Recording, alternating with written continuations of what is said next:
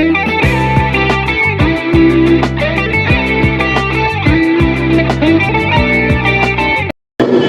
pagi semuanya. Selamat pagi, Bu Ratria. Silakan duduk. Selamat pagi Bu Salsa dan juga Ibu Hab. Selamat pagi, Bu Ratria. Baik, terima kasih sudah hadir dalam rapat pada hari ini. Tepatnya pada hari ini kita akan melaksanakan rapat evaluasi pada bulan kali ini. Seperti yang kita ketahui bahwa untuk perusahaan kita dari PT Nusantara Prima Service, tepatnya perusahaan kita bergerak pada jasa layanan pelanggan digital dan juga e-commerce support, bahwa ditemukan penurunan sebesar 15% dalam 2 bulan terakhir. Nah, untuk penyebabnya ini kalau saya asumsikan dari lambatnya pelayanan, lalu kurangnya inovasi produk, serta untuk masalah komunikasi dengan pelanggan. Maka dari itu, saya mengundang Ibu Ulhak dan juga Ibu Salsa di sini untuk mendengarkan usul dan juga saran perbaikan dari Ibu Ulhak dan juga Ibu Salsa.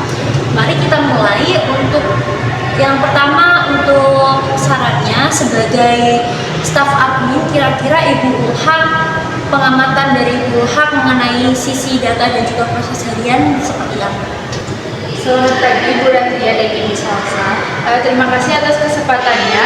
Dari data administrasi yang saya kelola, saya melihat pola penurunan ini terjadi terutama pada pelanggan tetap yang mengeluh tentang proses pemesanan yang masih manual dan sering error. Misalnya bulan lalu ada 20 keluhan terkait keterlambatan konfirmasi order. Saya mengusulkan kita memperbaiki dengan mengintegrasikan sistem CRM atau Customer Relationship Management digital yang lebih user friendly. Hal ini bisa mempercepat proses dari 2 hari menjadi 1 hari, dan kita bisa track feedback pelanggan secara real time. Baik, bagus sekali idenya Ibu Hak. Hal itu langsung menyentuh ke akar masalah administrasinya ya Ibu. Jadi untuk Ibu Salsa, kira-kira pandangan Ibu dari sisi manajemen pimpinan bagaimana? Selamat pagi, Bu Ratria dan saudara Ilham. Saya setuju dengan saudara Ilham soal digitalisasi. Dari perspektif pimpinan, saya melihat penurunan ini juga dipengaruhi oleh kurangnya komunikasi eksternal. Seperti promosi yang kurang menarik di media sosial, pelanggan kita merasa produk kita kurang inovatif dibanding kompetitor. Saran saya, kita meluncurkan kampanye promosi targeted, misalnya diskon bundling untuk pelanggan lama dan kolaborasi dengan influencer lokal. Selain itu, kita perlu training internal untuk staff for line agar lebih responsif terhadap perubahan, sehingga retensi pelanggan naik minimal 10%. Oke, baik. Berarti Ibu Salsa mengusulkan mengenai kampanye promosi dan juga training.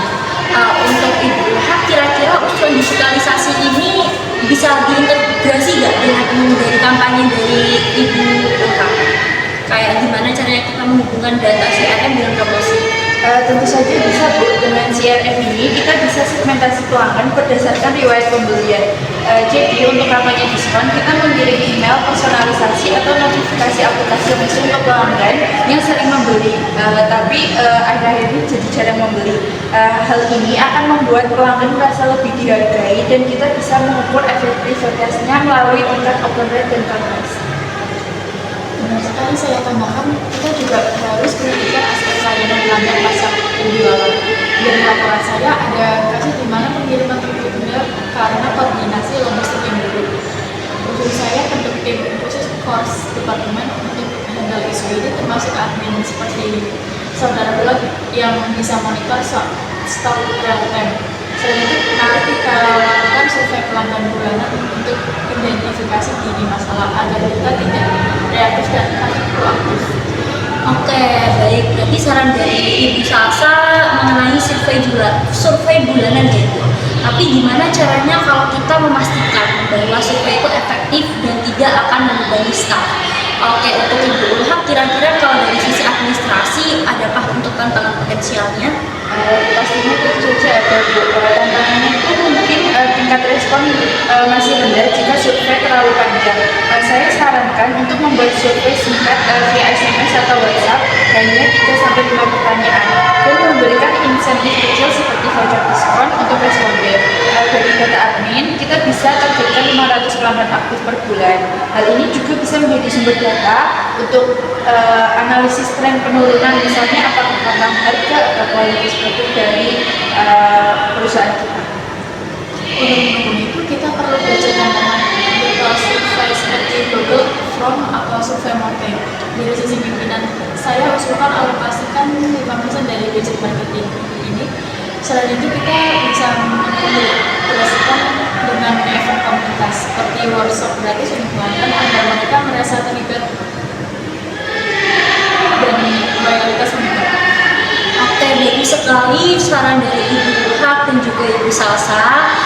Bisa saya simpulkan bahwa rapat kali ini itu mengenai saran dari Ibu Hak dan Ibu Salsa, yaitu sarannya mengenai digitalisasi CRM dan juga kampanye promosi, lalu untuk training staff, lalu tim cross departemen, dan juga survei bulanan, dan yang terakhir akan mengadakan event komunitas. Nah, ini kira-kira adakah resiko yang perlu diantisipasi lagi mengenai di sisi biayanya? Mungkin resikonya itu Bu, di risiko biaya awal untuk CRM, tapi ROI-nya tinggi karena bisa mengurangi kesalahan hingga 50%, dan kita bisa memulai dengan versi gratis dulu untuk pilot project. Sangat betul sekali apa yang telah disampaikan oleh Ibu Datia dan Saudara Ula. Dan untuk promosi kita mengajar apply dari analitik media sosial juga yang cepat menaik, penurunan kurang lebih sadar positif dalam 2 bulan. Oke, baik. Untuk saran-saran dari Ibu Hak dan juga Ibu Salsa, saya pertimbangkan dulu. Maka untuk selanjutnya saya akan tugaskan Ibu Hak untuk membuat draft proposal CRM dan juga survei. Untuk Ibu Salsa, saya tugaskan untuk menyanyi kampanye dan juga training. Oke, untuk minggu depan kita jadwalkan follow up meeting dalam 2 minggu ke depan untuk mereview progresnya. Maka dengan saran-saran yang tadi Ibu berikan, semoga kita bisa membalikkan situasi dan meningkatkan kepuasan pelanggan. Oke, untuk itu rapat selesai, rapat saya tutup. Sekian, terima kasih atas kehadirannya dan juga usul-usul yang terbaik dari Ibu Salsa dan juga Ibu Hak. Saya cukupkan. Wassalamualaikum warahmatullahi wabarakatuh.